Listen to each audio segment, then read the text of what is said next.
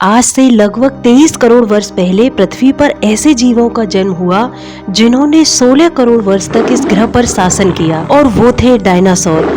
क्या आप जानते हो ये विशाल जीव धरती पर कहां से आए और कैसे विकसित हुए, और 6.6 करोड़ वर्ष पहले आखिर ऐसा क्या हुआ था जिसने इनके युग को हमेशा के लिए खत्म कर दिया। आइए समय की इस यात्रा में पीछे चलते हैं और डायनासोर की उत्पत्ति, विकास और विनाश के पीछे के वैज्ञानिक रहस्यों को समझते हैं। आज से लगभग 350 करोड़ वर्ष पहले पृथ्वी पर जीवन की यात्रा शुरू हुई।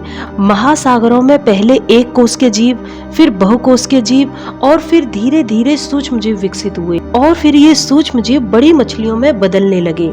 इस तरह से आया मछलियों का युग, देवोनियन युग। इस युग में मछलियों के रूप में समुद्रों में जीवन तेजी से पनप रहा था, लेकिन इसी दौरान पृथ्वी पर बड़े जलवायु परिवर्तन हुए, जिससे कुछ जलाशयों में पानी सूखने लगा। जो मछलियां उन जलाशयों में फंस गई थीं जहां पानी कम था, उन्हें जीवित रहने के लिए नए अनुकूलन विकसित करने पड़े, और यही अनुकूलन धीरे धीरे उभयचरों की उत्पत्ति का कारण बने। जब मछलियां उभयचर बनने लगी तो शुरू में वो दलदली और नमी वाली जगहों में रहने लगी। ये शुरुआती उभयचर छोटे जलीय पौधों पर निर्भर थे, और धीरे धीरे उभयचरों से उन सरीसृपों का विकास हुआ जो पूरी तरह से जमीन पर रह सकते थे। यह परिवर्तन धीरे धीरे लाखों वर्षों में हुआ, और इसके पीछे मुख्य रूप से पर्यावरणीय और शारीरिक अनुकूलन की भूमिका थी। चलिए अब उस दौर में चलते हैं जब धरती पर पहला डायनासोर जन्मा था। यह है ट्राइसिक युग। वह समय जब धरती पर कुछ अलग हो रहा था। छोटे छोटे जीव धीरे धीरे विकसित हो रहे थे, और इसी युग में विकसित हुआ आर्कोस और सरीसृप का समूह। ये धरती के सबसे प्रभावशाली सरीसृप थे जिन्होंने डायनासोर के युग की नींव रखी। आर्कोसौरी आगे विकसित होकर डायनासोर, टेरोसौर और मगरमच्छों के पूर्वज बने। आर्कोसौर सरीसृप का विकास दो हिस्सों में हुआ। पहला क्रूकोडाइलोमॉर्फ्स, जिनसे मगरमच्छ विकसित हुए, और दूसरा ऑर्निलोडायरा, जिससे डायनासोर और उड़ने वाले टेरोसौर बने। आज से लगभग 23 करोड़ वर्ष पहले ये वो पल था जब पहला असली डायनासोर धरती पर उभरा, और वो था एओराप्टर। यह छोटा सा शिकारी तेज दौड़ सकता था, शिकार पकड़ सकता था, और यही था वह पहला डायनासोर, एक नई क्रांति की शुरुआत। समय तेजी से आगे बढ़ता है और डायनासोर्स की नई प्रजातियां विकसित होती जाती हैं। छोटे तेज दौड़ने वाले शिकारी से लेकर विशालकाय मांसाहारी तक। जैसे जैसे समय बीतता है, डायनासोर और भी बड़े और अनेक प्रकार के होते गए। कुछ डायनासोर मांसाहारी और तेज दौड़ने वाले थे, जैसे कोएलोफाइसिस, जबकि कुछ विशालकाय और शाकाहारी थे, जैसे प्लेटोसोरस। इसके बाद आया जुरासिक युग। इस युग को डायनासोरों का स्वर्ण युग कहा जाता है। इस समय डायनासोर पृथ्वी के स्थल, जल और आकाश में पूरी तरह फैल चुके थे, और विभिन्न आकारों, प्रकारों और व्यवहारों में विकसित हो चुके थे। शाकाहारी और मांसाहारी डायनासोर, छोटे और तेज दौड़ने वाले डायनासोर, विशाल और भारी भरकम शरीर वाले डायनासोर इसी युग में उभर कर आए। जुरासिक युग वह युग था जब डायनासोरों ने पूरी तरह से पृथ्वी पर कब्जा कर लिया था। वे उस समय के जीवों में सबसे बड़े और शक्तिशाली जीव थे। जुरासिक युग डायनासोरों के विकास और प्रभुत्व का युग था। इसके बाद शुरुआत हुई क्रेटोसियस युग की।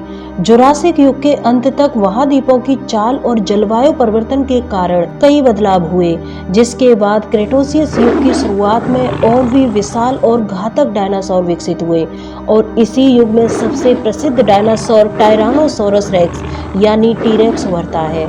6 इंच लंबे दांत, जबरदस्त ताकत और पृथ्वी का सबसे खतरनाक शिकारी।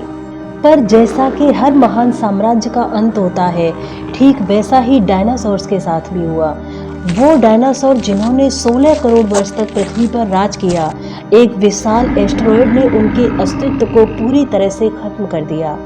आज से लगभग 6.6 करोड़ वर्ष पहले 10 से 12 किलोमीटर चौड़ा एक विशाल एस्टेरॉयड पृथ्वी से टकरा गया, और इस टक्कर से लगभग 10 अरब परमाणु बमों जितनी ऊर्जा निकली, जिससे भूकंप, ज्वालामुखी विस्फोट, सुनामी और आग की लपटों ने पृथ्वी को तबाह कर दिया।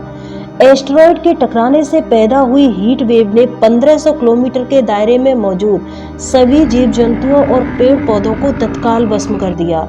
इसके बाद इस टक्कर से निकली धूल, राख और गैसों ने पृथ्वी के वायुमंडल को पूरी तरह से ढक लिया, जिससे पृथ्वी पर सालों तक सूर्य का प्रकाश नहीं पहुंचा, जिसकी वजह से न्यूक्लियर विंटर जैसा प्रभाव पड़ा और तापमान तेजी से गिरने लगा। सूर्य का प्रकाश न मिलने की वजह से सभी पेड़ पौधे धीरे धीरे खत्म होते गए। जब पेड़ पौधे खत्म हो गए तो भोजन की कमी की वजह से पहले शाकाहारी डायनासोर मरे। इसके बाद मांसाहारी डायनासोर भी खत्म हो गए, क्योंकि उनके लिए शिकार मर चुके थे। अब सवाल ये उठता है कि क्या इस महाविनाश में पृथ्वी से जीवन बिल्कुल समाप्त हो चुका था? तो नहीं, इस महाविनाश में लगभग 25% वो जीव बच गए थे जो छोटे आकार के थे, जैसे कि छोटे स्तनधारी या कीड़े मकोड़े, जो जमीन के नीचे या पानी में छिपकर कम भोजन पर जीवित रह सकते थे। वो इस आपदा में खुद को बचाने में सफल रहे और धीरे धीरे उन्होंने खुद को विकसित किया और पृथ्वी पर अपना प्रभुत्व जमाया। वैसे अगर ये टक्कर ना हुई होती तो शायद आज मानव जाति का अस्तित्व भी ना होता। अब आप सोच रहे होंगे कि आखिर उन छोटे स्तनधारियों से मानव जाति का विकास कैसे हुआ।